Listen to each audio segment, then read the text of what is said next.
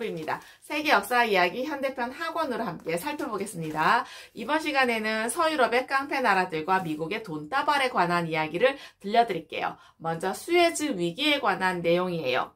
아랍 나라들이 신생국 이스라엘로 쳐들어갔을 때 이집트 국왕은 파루크 1세였어요.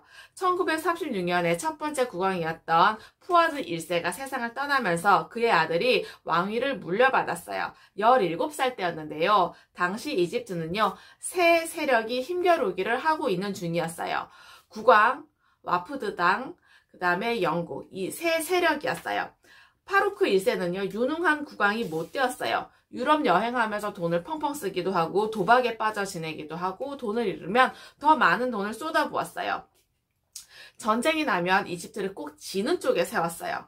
제2차 세계대전이 일어났을 때 파루크 1세는요, 중립을 지키려고 무척 노력을 했지만 중립은 오래가지 못했어요. 왜냐하면 이집트는 무슨 일이 일어나든지 간에 영국 편에 서기로 이미 협정을 맺었거든요. 결국에는 영국의 으름장에 굴복할 수밖에 없었고 1948년에 이집트가 이스라엘과 전쟁에 패하는 바람에 백성들한테 엄청나게 욕을 먹었어요.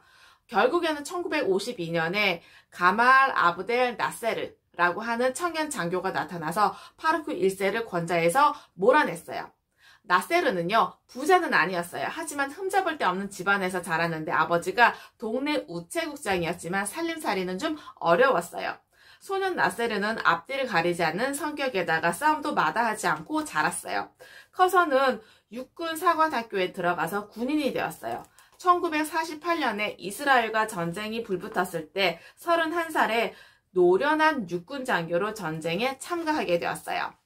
이스라엘과의 전쟁이 끝난 지 4년째 되던 해인 1952년에 나세르는 89명의 장교들을 이끌고 쿠데타를 일으켰어요. 11명의 장교로 구성된 혁명평의회가 정부를 장악을 했는데 마침내 군주제는 막을 내리고 공화국이 세워졌어요. 나세르는 1956년에 대통령이 되었습니다. 전 세계 눈길이 일제히 나세르에게 모아졌는데요. 그 이유는 수에즈 운하 때문이에요. 유럽의 여러 나라들은 나세르가 운하를 덜컥 막아버릴까봐 걱정이었어요. 제2차 세계대전 때 이탈리아와 독일이 이집트를 침공해서 수에즈 운하를 차지하려고 무척이나 힘을 들였어요.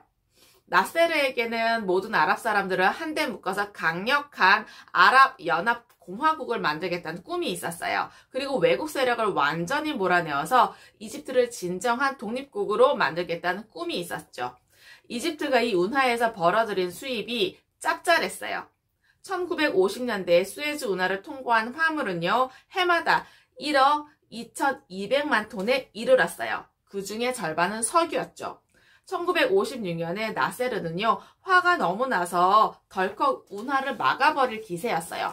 수에즈 위기는 나세르가 나일강에 큰 댐을 세우기 위해서 미국한테 돈을 빌리려고 하다가 잘 못 되었어요. 높이가 111m, 길이가 4,828m가 되는 어마어마한 댐을 만들어서 나일강의 풍부한 물을 끌어들이고 넓은 농토에다가 물을 넉넉히 대고 전기도 넉넉히 만들 계획이었어요. 이 댐은요, 1970년대에 완공된 아스완 하이댐에 대한 계획이었어요. 당시 미국 대통령은 아이젠하워였는데요. 나세르를 달갑지 않게 여겼어요. 왜냐하면 소련과 너무 가깝게 지낸다는 이유 때문이었죠.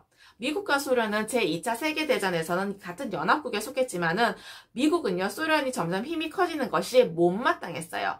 그래서 아이젠하워 대통령은 돈을 꿔달라고 하는 그 나세르의 부탁을 딱 잘라 거절했어요. 1956년 7월 26일에 이집트 사람들이 모인 자리에서 나세르는 이렇게 연설을 했어요.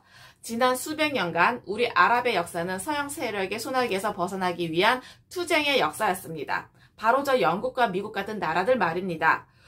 나는 우리 이집트가 어엿한 독립국임을 분명히 보여주고자 합니다.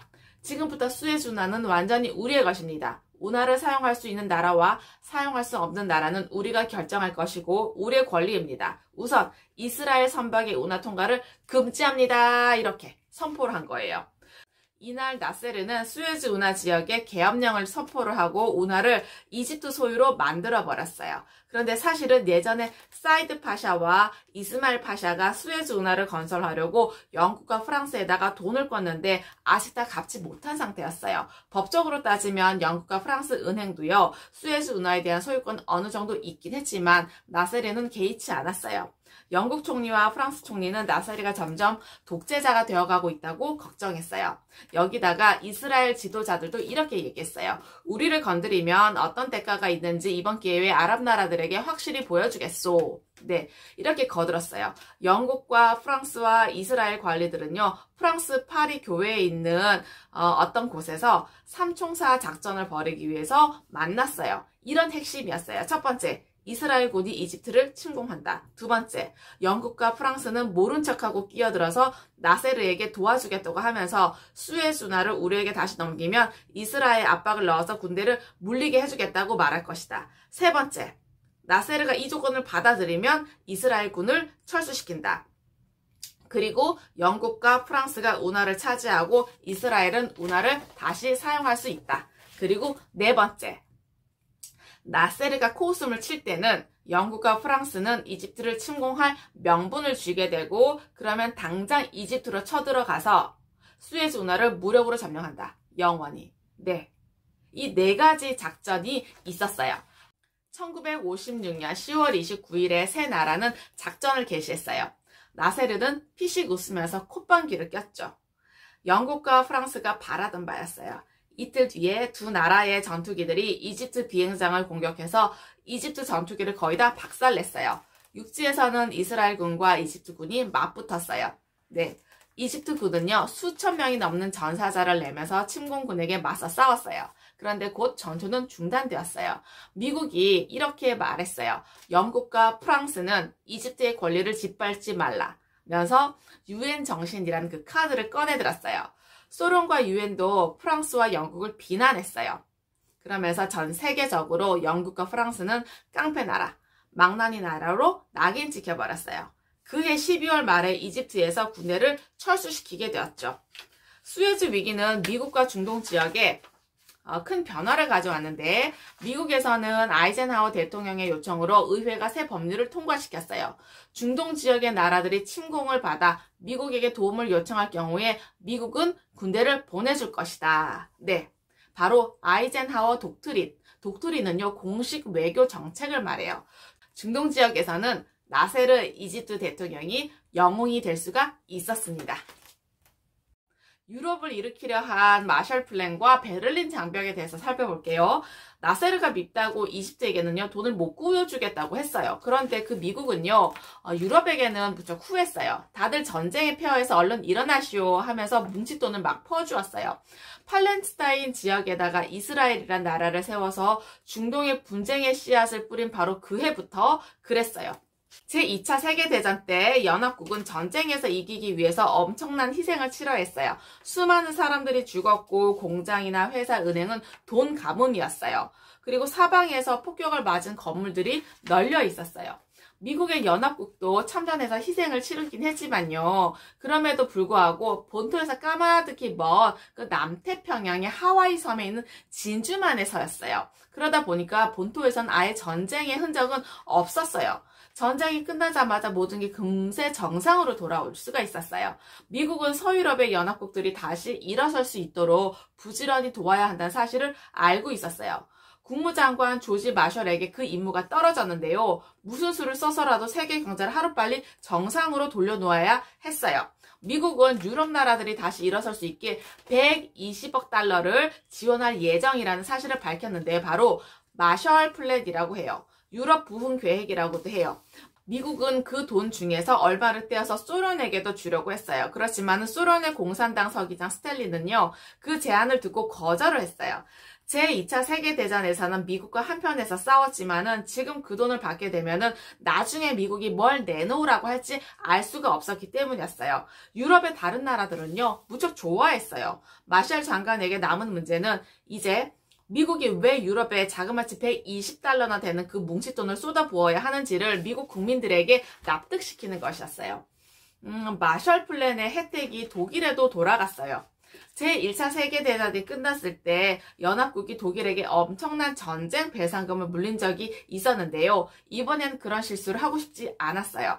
영국도, 미국도, 프랑스도, 소련도 독일에게 엄청난 전쟁 배상금을 물리기보다는요, 나라를 다시 세울 수 있도록 도와줘야 한다고 판단했어요. 문제는 독일을 어떤 나라로 만들 것인가 하는 것이었어요. 미국, 영국, 프랑스는요, 독일을 자본주의 나라로 묶어두고 싶었고요. 소련은 독일을 공산주의 나라로 만들고 싶었어요. 팽팽하게 맞서다가 연합군은 독일을 동독과 서독 두 토막으로 내버렸어요. 독일의 수도였던 베를린도 동베를린과 서베를린으로 나눠지게 되었어요. 미국, 영국, 프랑스는 독일의 서쪽 절반을 자본주의 나라로 만드는데 공을 들였고, 마샬 플랜 원조금을 끌어다가 도로도 만들고 건물도 다시 지어 올렸어요. 소련은 독일의 동쪽 절반을 공산주의로 만들었어요. 다른 연합군은 이제 동독과 아무 상관이 없다고 공표했어요. 몇 년 동안 동독과 서독의 사람들은 서로 오갈 수가 있었어요. 그런데 동독 사람들이 서독의 볼일을 가서는 그냥 그곳에 눌러앉아 버리기 일쑤였어요. 동독 정부는 1961년 8월 12일에 한밤중에 병사들을 시켜서 동베를린과 서베를린 한가운데다가 동독과 서독을 가르는 장벽을 세웠어요. 바로 베를린 장벽이에요. 하룻밤 사이에 이상가족이 되어버린 거죠. 해가 바뀌어서 이 담은요, 높이 5m의 콘크리트 장벽으로 교체가 되었는데 이 장벽에는 고압선이 둘러쳐지고 감시탑이 세워졌어요. 이 장벽을 넘나드는 것도 법으로 금지가 되었어요. 그래도 사람들은 목숨을 걸고 이 장벽을 넘으려고 애를 썼어요. 이 장벽은 얼추 30년이 지난 1989년에 이르러서야 무너질 수가 있었습니다. 어떠셨나요? 과거의 지혜와 지식을 통해서 현재와 미래의 삶이 좀 더 풍성하고 의미 있기를 기원합니다. 감사합니다.